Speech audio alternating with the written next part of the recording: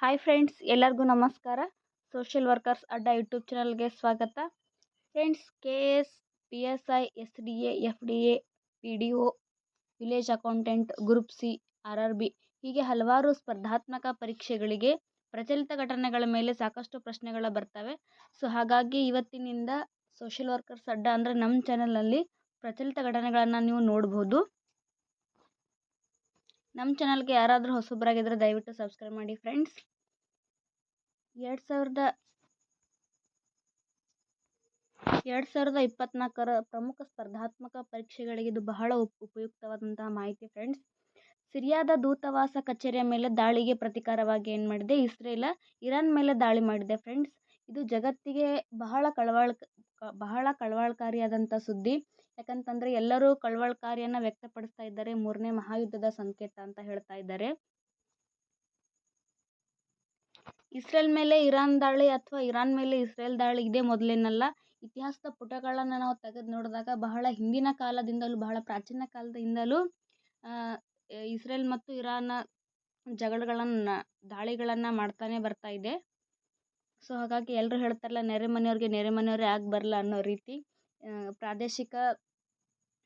ಪ್ರಾದೇಶಿಕ ವಿಷಯವಾಗಿ ಇದು ದಾಳಿಯನ್ನು ನಡೆಸ್ತಾ ಇದ್ದಾರೆ. ಸೊ ಹೀಗಾಗಿ ಇದು ಬಹಳ ಜಾಗತಿಕ ಮಟ್ಟದಲ್ಲಿ, ಬಹಳ ಅಂತಾರಾಷ್ಟ್ರೀಯ ಮಟ್ಟದಲ್ಲಿ ಬಹಳ ವಿಶೇಷವಾದ ಸುದ್ದಿಯಾಗಿರೋದ್ರಿಂದ ಇದ್ರ ಮೇಲೆ ಸಾಕಷ್ಟು ಪ್ರಶ್ನೆಗಳನ್ನು ಕೇಳುವ ಸಾಧ್ಯತೆಗಳಿದ್ದಾವೆ. ಇಲ್ಲಿ ನೋಡಿ ಫ್ರೆಂಡ್ಸ್, ಇಲ್ಲ ಇಂಪಾರ್ಟೆಂಟ್ ನೋಡೋದಾದರೆ, ಈಗ ಇಸ್ರೇಲ್ ಪ್ರಧಾನಿ ಯಾರಿದ್ದಾರೆ ಅಂತ ಕೇಳಿದ್ರೆ, ಇಸ್ರೇಲ್ ಪ್ರಧಾನಿ ಬೆಂಜಮಿನ್ ನೆತನ್ಯಾಹು. ಮತ್ತು ಇರಾನ್ ಸಶಸ್ತ್ರ ಪಡೆಗಳ ಮುಖ್ಯಸ್ಥ ಯಾರು ಅಂತಂದರೆ ಮೊಹಮ್ಮದ್ ಹುಸೇನ್ ಬಘೇರಿ. ಇನ್ನು ವಿಶ್ವಸಂಸ್ಥೆಯ ಮಹಾಪ್ರಧಾನ ಕಾರ್ಯದರ್ಶಿ ಯಾರಿದ್ದಾರೆ ಅಂತ ಕೇಳಿದ್ರೆ ಆಂಟೋನಿಯೋ ಗುಟೆರೆಸ್. ಇಸ್ರೇಲ್ ಮತ್ತು ಇರಾನ್ ಮೇಲೆ ಸಾಕಷ್ಟು ಪ್ರಶ್ನೆಗಳು ಕೇಳೋದ್ರಿಂದ ಸ್ವಲ್ಪ ನಾವು ನೋಡ್ತಾ ಬರೋಣ. ಇಲ್ಲಿ ನೋಡಿ ಫ್ರೆಂಡ್ಸ್, ಇದು ಇರಾನ, ಇದು ಇಸ್ರೇಲಿಯ. ಒಂದು ನಿಮಿಷ.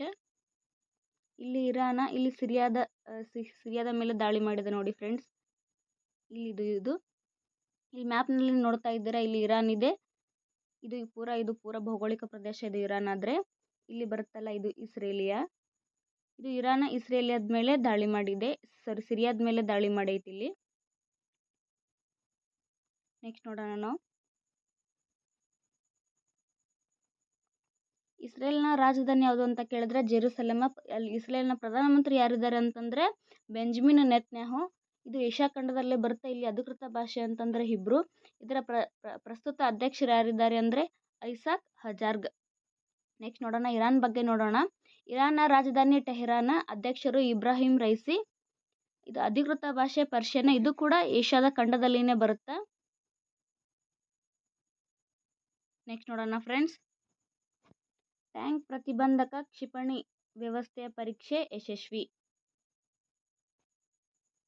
DRDO ಅಭಿವೃದ್ಧಿಪಡಿಸಿರ್ತಕ್ಕಂತಹ ಈ ಟ್ಯಾಂಕ್ ಕ್ಷಿಪಣಿ ಏನು ಮಾಡಿದೆ ಅಂತಂದರೆ ಯಶಸ್ವಿಯಾಗಿ ಏನು ಮಾಡಿದ್ದಾರೆ, ಇದನ್ನು ಪರೀಕ್ಷಾರ್ಥ ಪ್ರಯೋಗವನ್ನು ಮಾಡಿದ್ದಾರೆ. ಗುರಿ ನಿರ್ದೇಶಿತ ಟ್ಯಾಂಕ್ ಪ್ರತಿಬಂಧಕ ಕ್ಷಿಪಣಿ ವ್ಯವಸ್ಥೆಯು ಪರೀಕ್ಷಾರ್ಥ ಪ್ರಯೋಗವನ್ನು ಭಾರತೀಯ ಸೇನೆ ಯಶಸ್ವಿಯಾಗಿ ನಡೆಸಿದೆ.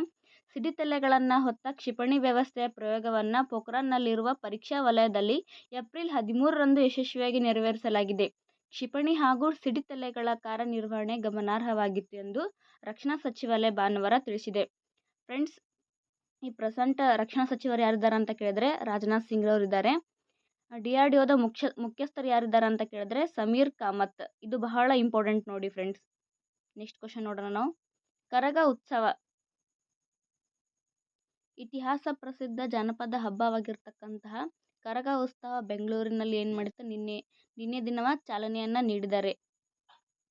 ನೋಡಿ ಫ್ರೆಂಡ್ಸ್, ಕರಗ ಉತ್ಸವ ಈ ರೀತಿಯಾಗಿ ನಡೀತೈತಿ.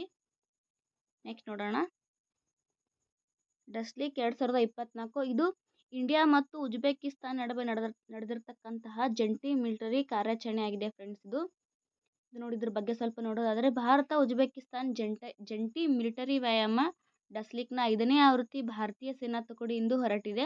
2024ರ ಏಪ್ರಿಲ್ 15ರಿಂದ 28ರವರೆಗಿನ ಉಜ್ಬೇಕಿಸ್ತಾನ್ ಗಣರಾಜ್ಯದ ಟರ್ಮೇಜ್ನಲ್ಲಿ ವ್ಯಾಯಾಮವನ್ನು ನಡೆಸಲು ನಿರ್ಧರಿಸಲಾಗಿದೆ. ನೆಕ್ಸ್ಟ್ ಕ್ವಶನ್ ನೋಡೋಣ.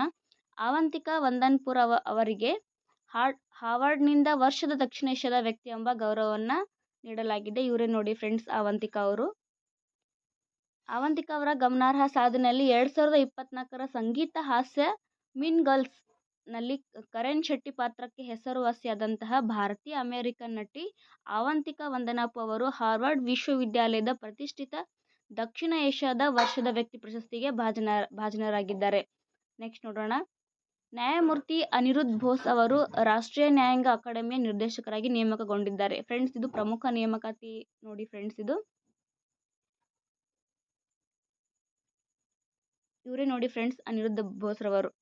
ಸುಪ್ರೀಂ ಕೋರ್ಟ್ ನ್ಯಾಯಮೂರ್ತಿ ಅನಿರುದ್ಧ್ ಬೋಸ್ ರವರನ್ನ ಭೂಪಾಲ್ನ ರಾಷ್ಟ್ರೀಯ ನ್ಯಾಯಾಂಗ ಅಕಾಡೆಮಿಗೆ ಹೊಸ ನಿರ್ದೇಶಕರನ್ನಾಗಿ ಮಾಡಿದ್ದಾರೆ, ನೇಮಕ ಮಾಡಲಾಗಿದೆ ಅವರನ್ನ. ಇಷ್ಟು ಇವತ್ತಿನ ಪ್ರಚಲಿತ ಘಟನೆಗಳು. ಮುಂದಿನ ತರಗತಿಯನ್ನು ನಾವು ಮುಂದಿನ ಸೆಷನ್ನಲ್ಲಿ ನಾವು ನೋಡೋಣ. ಧನ್ಯವಾದಗಳು ಫ್ರೆಂಡ್ಸ್. ಏನಾದರೂ ಹೇಳಬೇಕು ಕೇಳಬೇಕು ಅನಿಸಿದರೆ ಕಮೆಂಟ್ ಮುಖಾಂತರ ತಿಳಿಸ್ಬೋದು. ಧನ್ಯವಾದಗಳು.